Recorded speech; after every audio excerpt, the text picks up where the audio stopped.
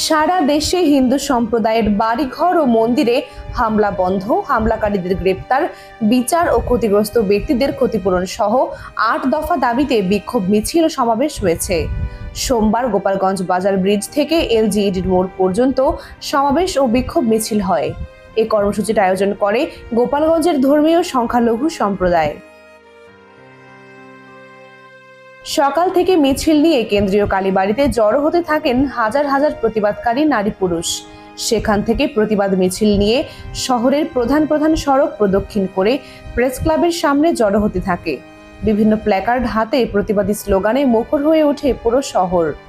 বিপুল সংখ্যক মানুষের উপস্থিতিতে মানববন্ধন রূপ নেয় বিক্ষোভ সমাবেশে।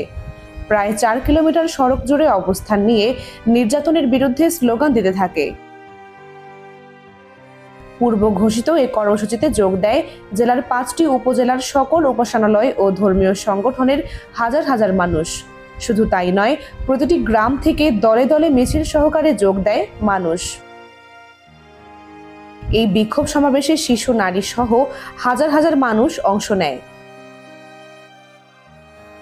পরে বেলা ২:৩০টার দিকে বিক্ষোভ সমাবেশ সমাপ্তি ঘোষণা করেন গোপালগঞ্জ কেন্দ্রীয় কালীবাড়ি পরিচালনা কমিটির সভাপতি রমেন সরকার। এর আগে ঢাকার প্রাণকেন্দ্র শাহবাগ সহ দেশের প্রায় সব জায়গাতেই সাম্প্রতিক ইস্যুকে কেন্দ্র করে বিক্ষোভ ছড়িয়ে পড়ে।